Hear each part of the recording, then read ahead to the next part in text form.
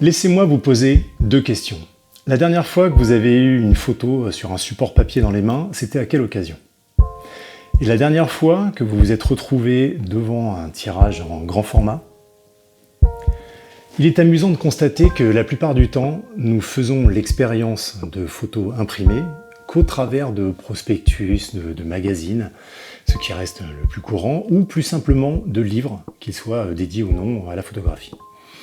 Pour ce qui est des grands formats, on en croise finalement tous les jours, avec les affiches, les publicités, et il n'y a guère que lorsqu'on parcourt une galerie ou une exposition qu'on y accorde une attention toute particulière, ou accessoirement dans un magasin de déco. Et c'est probablement tout. Le tirage, la finalité physique et palpable de la photographie depuis sa création, n'est vécu majoritairement aujourd'hui que comme le produit d'un autre, ou pour la promotion du produit d'un autre, qu'il soit célèbre ou non d'ailleurs.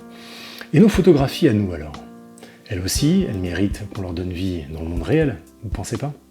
À l'époque de l'argentique, hors photo ratée qui est restée à l'état de négatif et ou de petites vignettes barrées rageusement dans une planche contact, toute photo était destinée à être tirée. C'était aussi ce qui faisait qu'on prenait un soin accru lors de la prise de vue car le budget n'était pas infini. La question était alors de savoir à quelle taille on les souhaitait, en quelle quantité, pour finir la majorité du temps en une série au format 10-15 avec un seul exemplaire pour chacune. De nos jours, la photographie a évolué grâce aux techniques et aux supports modernes, et les écrans ont remplacé les tirages, les disques durs, les négatifs et les boîtes de diapositives.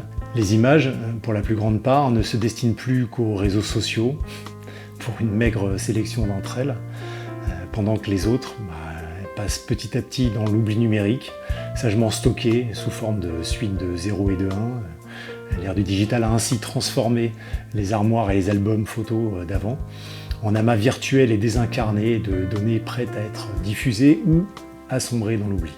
Et c'est là qu'il faut revenir à l'essence même de la photographie et lui redonner ses lettres de noblesse, en concrétisant notre démarche, commencée à la prise de vue, qui est celle d'immortaliser un instant, une scène, une personne, une action, pour la sublimer et la partager avec les autres. Mais pas qu'au travers d'un écran de 7 cm de large, fondu dans un flux ininterrompu d'images, non. Sur un papier que l'on peut sentir, toucher, observer longuement, parce qu'on ne l'enlève pas des mains toutes les 3 secondes en nous en mettant une autre, puis une autre, puis une autre. Le support physique, que l'on peut voir et ressentir, a une autre vie et suscite un autre regard.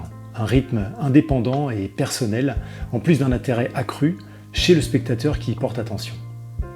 Face à des tirages photographiques, on a un rapport et des émotions qui n'ont pas vraiment de parallèle avec ce que nous renvoie la même image au travers d'un écran. Déjà parce que l'image se retrouve projetée dans notre dimension, elle devient réelle et concrète. La taille va changer aussi, car on va rarement imprimer une photo, quelle qu'elle soit, sur un format qui serait aussi petit que celui d'un écran de smartphone. Donc le rapport que l'on a change. L'attention ne se porte plus de la même façon lorsqu'on s'attarde sur les détails, que l'on se focalise sur une portion de l'image qui, contrairement à l'expérience que l'on aurait en zoomant sur un écran par exemple et qui ferait disparaître le reste, là la scène reste toujours présente dans son intégralité. On ne se soustrait jamais à l'ensemble, on reste toujours en contexte. Et les éléments ressortent différemment, certains détails prennent plus d'importance et attirent plus l'œil que sur un écran. Les zones d'ombre font jaillir le grain de façon plus ostensible. Et on navigue ainsi sur cette étendue visuelle en changeant les distances. Un coup, un regard global, un coup, on s'approche. C'est une nouvelle façon d'appréhender et de s'immerger dans l'image. Même si on ne sait pas vraiment l'expliquer, l'expérience photographique est plus intense, plus attentive, plus viscérale. Et du point de vue du photographe, eh bien, en tant qu'auteur de l'image, le tirage va avoir un impact non négligeable sur la façon de concevoir et de réaliser votre art. Déjà, l'exercice d'imprimer, car il y a forcément un coût associé, va vous forcer à être plus attentif aux détails, au travail de développement. Les pétouilles, les tâches de capteur, les coups de pinceau lorsque vous développez de façon locale, les transitions, tout ça va être scrupuleusement passé au peigne fin sous peine de vous sauter au visage et de ne voir plus que ça une fois tiré. Et vivre avec par la suite, surtout si vous l'avez sans cesse sous les yeux, c'est compliqué. Ensuite, ça va vous faire progresser dans votre capacité à faire des sélections de vos meilleures images, car forcément, comme on l'a dit, vous ne pourrez pas toujours tout imprimer. Donc selon les budgets et ce que vous souhaitez faire, votre œil va s'aiguiser et vos choix vont s'affirmer, ce qui posera les bases pour vos organisations et vos classements d'images futurs. Autre aspect sur lequel votre regard va évoluer, c'est la composition. Le tirage d'une image, c'est aussi le moment où le recadrage entre à nouveau en jeu. Vous allez réfléchir à ce qui fonctionne le mieux, les équilibres de composition, où positionner tel ou tel élément, ce qui donne le plus d'impact, et même par rapport à l'objet final attendu. Faut-il imprimer à bord perdu ou avec une marge? Alors de quelle largeur la marge? En format standard ou adapté à l'image? Un tirage plutôt sous plexi, encadré, sous verre, avec une Marie-Louise?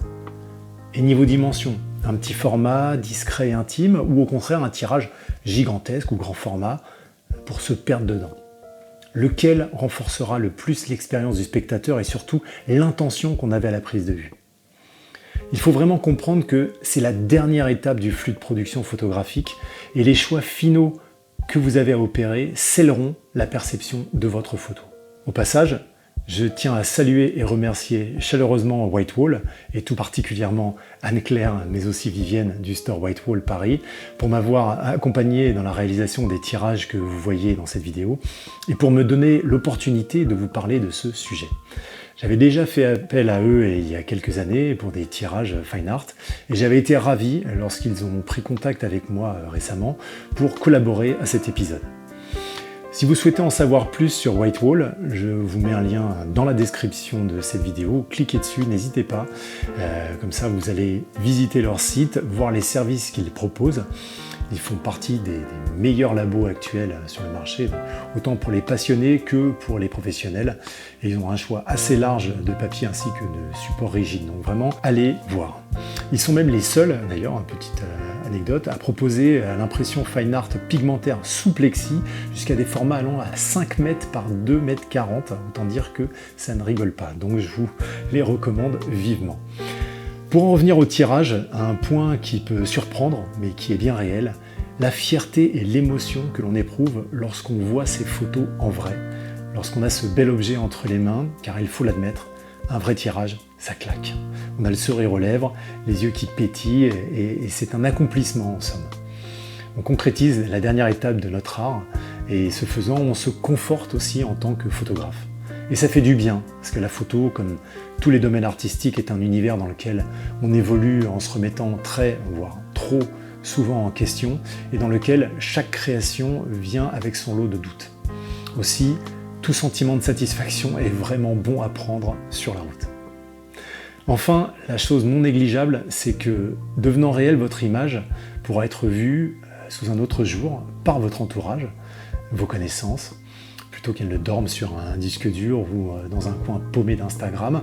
Et au passage, vous pourrez la voir vous aussi plus souvent, surtout si vous l'exposez chez vous et que vous la gardez à portée de main, à portée d'œil. Alors ça peut paraître bête, mais pensez au nombre de fois où vous revoyez une image que vous avez développée et postée quelque part sur le net. Ah, vous voyez, hein. Alors quelques conseils pour les tirages. Première chose essentielle à rappeler, travailler avec un écran calibré. De toute façon, ça devrait être la base. Si vous faites de l'édition photo et de l'image, avoir un écran calibré et calibré avec une sonde externe, bien sûr, c'est obligatoire. Et même si votre écran n'est pas top et que vous ne pouvez pas investir pour le moment, il vaut mieux se rapprocher d'une colorimétrie juste que d'être complètement à la ramasse. Ça, déjà, ça vous évitera beaucoup de surprises et de déconvenues quand vous recevrez vos tirages.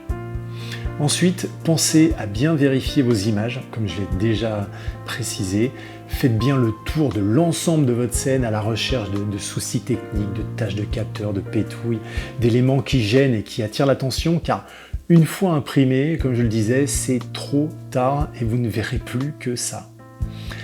Côté technique, si vous connaissez un peu, servez-vous de l'épreuvage écran, le soft proofing en anglais, avec les profils qui sont fournis par votre service d'impression et pour le type d'encre et de papier que vous souhaitez au final, histoire d'avoir une idée de ce que vont rendre vos tirages et de pouvoir, le cas échéant, apporter quelques modifications pour adapter au mieux. Et je ferai peut-être un épisode dédié à ça Voilà, parce que c'est vrai que c'est important. Au sujet des tirages, n'hésitez pas à faire tirer une épreuve test, en plus en plus petit format par exemple, et ça vous permettra de voir un peu une idée de la qualité et du rendu de votre image. Là je peux vous montrer celle-ci par exemple qui m'a permis de conforter le tirage final en plus grand format. L'avantage c'est que ce genre de tirage avec un filigrane coûte moins cher, en plus même à dimension égale, et qui vous permet vraiment d'avoir une appréhension complète de la qualité de l'image et de ce que ça donnera au final. Donc vraiment profitez de ce genre d'option.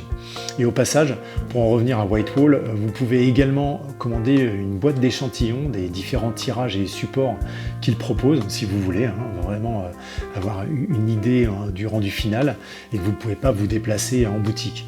D'ailleurs, sachez également que vous pouvez prendre rendez-vous directement en ligne sur leur site pour discuter avec l'équipe si c'est plus pratique pour vous, même si idéalement se déplacer au showroom vous permettra de voir tout ça en vrai, toujours en bénéficiant des conseils précieux du staff. Voilà, avec tout ça, vous serez déjà pas mal.